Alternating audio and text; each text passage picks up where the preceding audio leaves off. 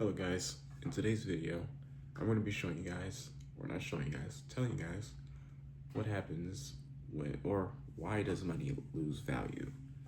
Um, yeah, I feel like during these times there's a common theme, or something that's talked about heavily on the internet, um, is money losing value. It's everywhere, everybody's talking about money and how it's losing value and how they think it's worth nothing.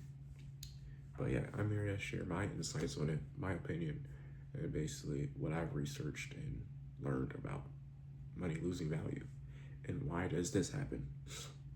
So yeah, if you haven't watched the two videos before this one, please watch this. All my videos, they connect in some way, form, or shape. So yeah, please watch the other two videos. I talked about the Federal Reserve, what happens when you print money, and what happens if we were to stop printing money. So let's get into this topic of what happens or why does money lose value. So number one, we have to know how this even starts. Like I said, this connects to the first two videos. It all starts with the Federal Reserve, cut down trees, print it, or make paper, print money, plaster green color onto the dollars, do whatever. Then make some contracts, more paper, plain paper this time, and you just send it to the banks saying, hey, I've got this amount of money. Here you go. You can use it. You have this amount of money now on paper. Now they lend that money, the money that they have, just made out of thin air to give it to people. That money gets taxed. That money gets sent back to the bank with interest, and the money that the bank gets, they send a portion back to the Federal Reserve just to pay them back. But it's not much. And then, like I said, that's how it works. Covered that part in the last video. So, next step, or my next point, or basically my first point is, now we can get into the video, the point of the video. And I'd like to say this, we have to understand that money will never gain value. It's not created in that way, and it will never be that way. It will never there will never be a situation where money gains value. So there's this theory that I created. I call it the ant theory. There's two theories in this video. So the last one comes all the way at the end of the video. So stay tuned for the last part, or the last theory. It's a really good theory. So I call this the ant theory. And the theory is that if you see an ant, you won't be impressed because you see ants everywhere. Ants are very common, one of the most common and annoying insects in the world. Nobody likes ants. Nobody wants to collect them because they're very common. You probably as a child stepped on ants because it was just fun and you hated them. Now compare them to another insect like a dragonfly or a bee or something that you see or that's less common. You know, you're more likely to collect those, or spiders. You're more likely to collect spiders because you don't see spiders very often, or you don't see dragonflies very often. So that is what I call the ant theory. The same thing applies to money. Money is like the ants. You can say diamonds and gasoline are like dragonflies and bees. We need bees to have plants really do good. We need gasoline to run various different machines. And diamonds are just cool to see sometimes for people. I'm not very fascinated by them. So you can say, you can apply that to dragonflies, right? So, you know, money is like the ants. We can use them because it's very accessible. So the value that it once had in the beginning, yeah, it was cool because it was new to us. We had to discover it. We had to, study it and make sure we know how to do the right things with it. And then we get so much of it that it starts to lose value. That goes for anything, anything that's rare. The more you mine it, the less value it's gonna have, right? So that is called the ant theory. Or you can look at like different currencies that like completely dissolved in thin air, like a rare coin. At one point, those rare coins were not rare, and they end up gaining value because the whole coin got decapitated. I don't know if that's the word. I'm not gonna try. Got dissolved out of thin air, and it's no longer like valuable, or was no longer accessible, so it became rare and valuable. But that would never happen to this money because it's a system that is created to not be destroyed. So, 3, we have to understand that this is not a bad thing. Ignore, if you're watching this, please ignore from now on for the rest of your life. Ignore all the doomers, all the ignore these type of people. If you live in America, ignore the people who tell you that this place is bad. Ignore the people who say the system is messed up completely and they hate everything the system does and they stand against the system in every shape, way, and form. Ignore those people because those are what you call. ChatGPT came up with this word. I'm not going to trademark it. I'm going to give credit to ChatGPT. ChatGPT called these people doomers. These doomers are all on the internet.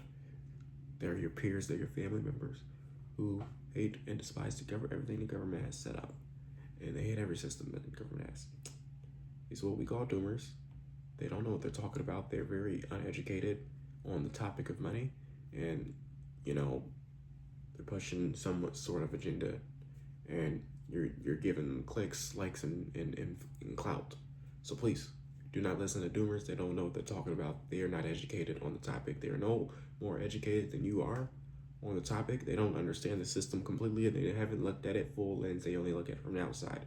So they look at inflation. They say inflation is bad, so they want to stop printing money, which is really bad. If we ever stop printing money, if you watched the other video, you saw what I showed you on the second video, where I showed you what happens if we stop printing money, which a lot of people want to stop printing money for some reason and haven't, studied the repercussions. What would happen? So number 4,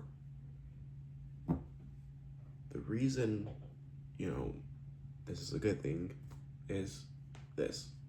Money is always being printed, which means more money is available. I talk about this in the other 2 videos. If more money is being printed, more money is available, meaning anybody can come in and collect it. So, this is why we love capitalism. Look, in communism, someone who's autistic, they're not going to win. In communism, someone who's disabled is not going to win. Here in America, this system, anybody can win. You can have Down syndrome and win. You name one person with Down syndrome outside of a capitalist society or government that has succeeded in what they wanted to do. Like, I bet you can't name one.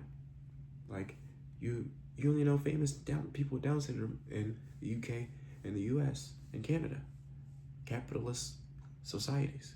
These are the only places that it works. So, money is very accessible because we printed it very much. And what that means is it's more money to go around. More money for more people to touch. Yes, it's going to lose value, which means you're going to have to live off more money. You're going to need more money to live off of.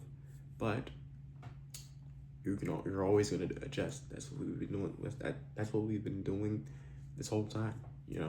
This isn't something new where money is just all of a sudden lost value because some man with orange hair is in office. No, it's always been like this. Money was always losing value, and we know this. And now we want to just look at it because one guy's in office. No. So, now that we know everybody can win, what is my theory? This is my last theory, my last point. This is where the video ends. I call this the Meek theory. I'm going to get into it right now. So, this is the point I want to make. Money will remain valuable as long as humans are valuable. Look, I said I'm not going to trademark ChatGPT for calling the YouTubers doomers, right? Look, anything is monetizable, anything is valuable, anything can be valuable. Everything around me is valuable, right? This desk that is holding up the tripod and the phone and this iPad in front of me are valuable, right? I spent a lot of money on this. Why? Because I thought they were valuable and I could they would be of good use, right? That means that I found some sort of value in it. Even your flat screen 90-inch, 100-inch TV You found some sort of value in it, even if it was dumb value, entertainment value, or useful value that you can use to better yourself, right? Doesn't matter what type of value it is. Entertainment, doomer, entertain, like anything is valuable, right? Whatever you consume and buy is valuable. So, if humans are valuable, the money is valuable. Why? Because it's currency. That's what you use to buy things. You'll never buy it. Okay, yes, people do trade, but we'll never get to a point where trading is the number one option again. Why? Because not many people have valuable things to trade. And it's kind of a sticky situation, If trading was the number one thing we did for currency, like in the old days, people would only trade with people they liked. Wouldn't be fun for some people. Wouldn't be equal, And here in the United States, we give everybody a chance, no matter who dislikes you or not. So, money will always be the currency of trade. So, this cup right here, this cup, styrofoam cup, right? Let's say I create these, right? I'm generating value because someone doesn't like doing dishes. So they're gonna buy styrofoam cups. I don't like doing dishes, so I'm gonna buy styrofoam cups. I find styrofoam cups very valuable. Someone who values not staining their teeth, right? They're gonna get a straw, they're gonna buy straws, right? And, they're gonna drink with straws. The person who made that straw is of great value because someone always needs a straw because they don't want to stain their teeth when they drink coffee or they drink juice. And they don't like that. The person who made powder Gatorade, right? They're putting so much value into the world that someone is really, really liking Gatorade. They love the powder, and they know the powder is much cheaper. $20 for powder, and you get 63 servings. That's so many. It's like a couple of cents, for a whole thing of Gatorade, right? Person who made Red Bull, they're keeping people up, generating value. You know what I mean? People buy so much Red Bull, and you can say some doomer is gonna, if this video goes viral, right? Some doomer is gonna say, "Oh, yeah, it's only one person profiting off of Red Bull. Red Bull has millions, maybe hundreds of, I'm not gonna say millions, maybe thousands of employees. And those 1,000 employees are creating this one drink. They're all profiting off of this. So, money is the main driver for all of this, right? Money controls all of this. Everything is here because of money. This dress right here, it got shipped to me. I bought it. Why? Because I need something to store my clothes in. That's very valuable. You know how many dresses are created every day? Many. Thousands. Too many, maybe. Money is always valuable, guys. It will always remain valuable because humans are always valuable. Everything we do, everything we set up, someone's going to find value in it and someone's going to buy it. Now, to the people who are doomers, who think this is the worst system in the world, prove me wrong. Prove to me that there's a better system than printing money. Prove me something. Prove me wrong. Prove me wrong. I wrote down the whole system. This whole part of the system. I'm not even finished with this whole system. This is still a section of this topic, right? Of printing money. We're still on the topic of printing money. Like I said in the first video, this is the printing money part was only one component to a million different systems within the system, right? So prove me wrong. Prove me wrong that this is the worst system, right? Prove me wrong. Like you guys who say money will be faceless in 20 years. Prove me wrong, because I think different. I think money's here to stay, right? There's no better currency. There's no currency that's gonna overthrow it, right? No, impossible. Impossible.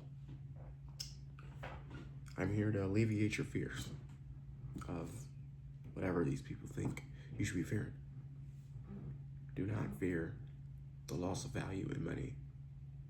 see the opportunity, take it, because there's more of an opportunity for people. There's more money available, which means you, everybody around us, anybody, like I said, you can have a disability, you can be autistic, you can be mentally challenged, you can have no legs, no arms, no neck, no teeth, no eyes, you can be blind and deaf, you can be Helen Keller, right? And you still can get a piece of the pie, right? You can still get a piece of the pie.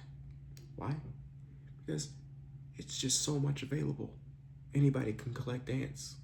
Anybody. Let's say you don't have arms, you can collect ants. You might have more of a challenging time because you might have to use your feet and your mouth to collect ants, but you're gonna be damn sure collecting some ants. That same thing with money. It's so much of it around. And please bring up the Meek theory, and I'm trademarking this, right?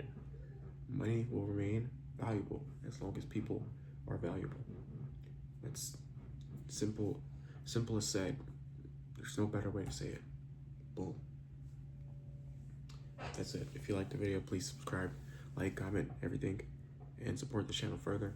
I think this is probably one of my best quality videos, and I think this part here, my 2 theories that I created just now, are the greatest theories ever on this, are probably the best information you'll ever get on finance. So yeah, goodbye.